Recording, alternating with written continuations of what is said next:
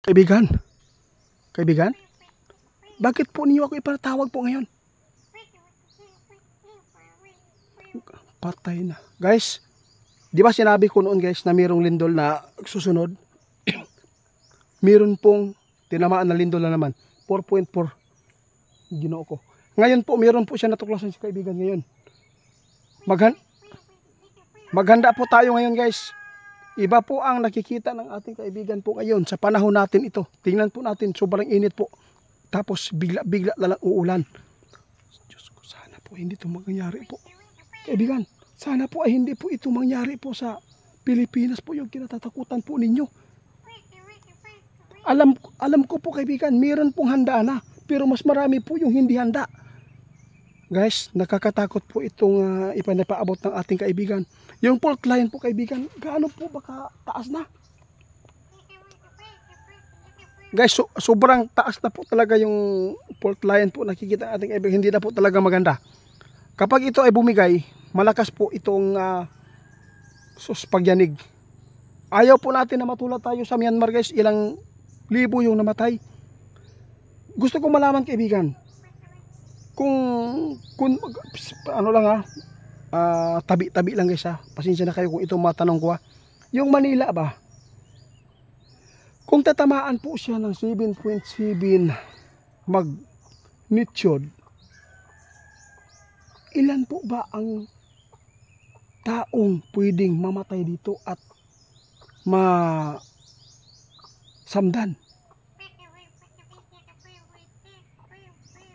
Dapat po na maipagdasal ito ng mga tao doon sa Manila. Guys, sabi ng ating kaibigan, no, tinanong ko po siya ngayon. Grabe. Ganun po karami. Guys, ito po yung maipaabot ko, medyo masilan to guys. Hindi ko pinapangarap na mangyari ito yung ipinapaabot ng ating kaibigan. Kasi po nakikita po niya na hindi po maganda po ang pag-aangat po talaga ng portahin, walang pagbabago. Tapos ayaw po ni kaibigan na matulad po tayo sa Myanmar. Nakita ng ating kaibigan na pinakamalaking damage po yung Manila, Luzon Luzon po talaga pinuntirya po ng ating kaibigan ngayon. Dahil po marami po mga building po doon na matataas. Pwedeng gumuho yan.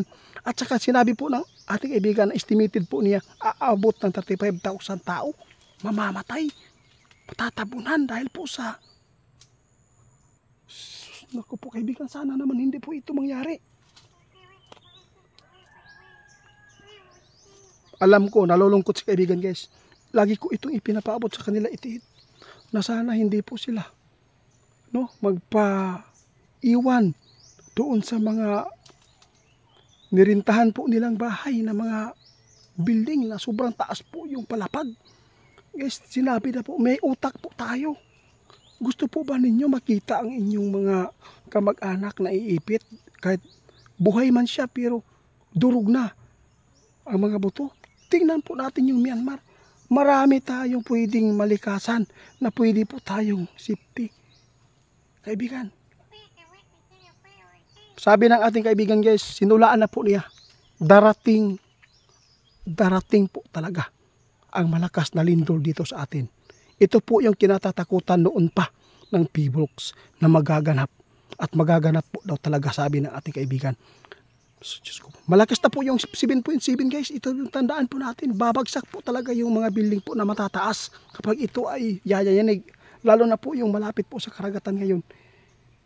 Ito pala yung ipinapaabot po nyo. Kaibigan, di ba ipinapaabot na po nyo ito ni Ramil kahapon?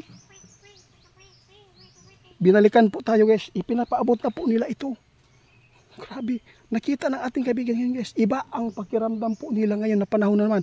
Katulad po ito, nung sinabi po na itiit, meron pong tatamaan na nabiguan na malakas po na lindol at merong city po mawawasak at libo-libong tao mamamatay. Ito nangyari.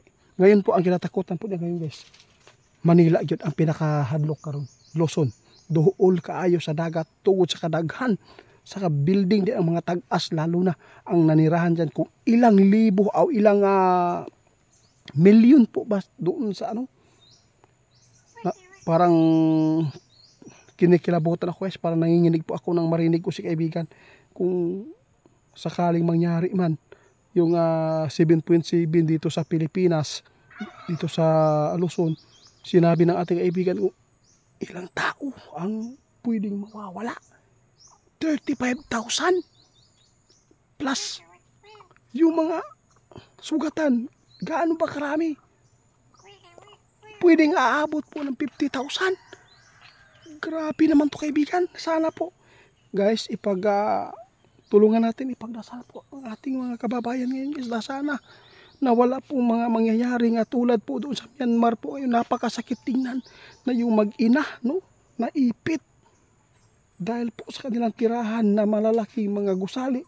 So, Diyos ko po kaibigan, ano po pa itong nangyayari ngayon sa buhay ng mga tao? Sana po yung mga tao lang sana na mga masama, sana sila po yung matatabunan, hindi yung mga tao na mga buting ginagawa. Gusto ko malaman sa inyo kaibigan, kung meron po ba kayong alam po ngayon na kung kailan po ba ito magaganap na. Sabi ng ating kaibigan Itiit, alam ko po ang mangyari, alam ko po ang bisyon na ito na magaganap, pero hindi ko po alam kung kailan ito tatama dito sa atin. Pero bakit po kaibigan? Pero nakita po niya guys, ilan pa ang dadaanan po natin na buwan. Ngayon, April pa lang tayo, mag-April pa lang. Ilang buwan pa tayo maglalawig. Diyos ko po kaibigan, nakakatakot itong mga sinasabi nyo. Yung tsunami kaibigan. Ito guys hindi pa naman po natin na sagupa ang tsunami sa Pilipinas. Pero sinabi po natin kaibigan noon na darating at darating po talaga yan. Lalo na pag mayroong malakas na lindol, sasama at sasabay po yan. Kaya sa lahat po ng makapanood sa ating video, i-share ninyo ito guys. Baka mayroong kayong mga kamag-anak sa Luzon na nakatira po sa mga lalaking gusali, o mayroong mga bahay dyan na nasa baba lang, no? Yung hindi po mataas po yung building na yung bahay nila. Dapat po lilikas sila kung meron silang mga katabi na mga malalaking gusali, kasi po Diyos ko, makikita ninyo kung gaano po ka-harsh po ang nangyari po doon sa Myanmar, na actual po natin mapapanood kung gaano po dumilim dahil po sa alikabok ng pagbagsak po ng ayaw po natin na mangyari ito kaibigan, di ba? Kaya ipinapaabot po na ito guys. Ginawa lang po itong paabot ng ating kaibigan impormasyon, kasi po nakikita po nila yung fault line po doon kung saan po ito talaga tatama yung malakas po na lindol ngayon. Kung meron man pong mga lindol dito sa amin, siguro aabot lang ng 5, 6 or 3, yun, sobrang hina lang yan. Kaya dapat mag-ingat kayo. Salamat kaibigan sa ipinapaabot po ninyo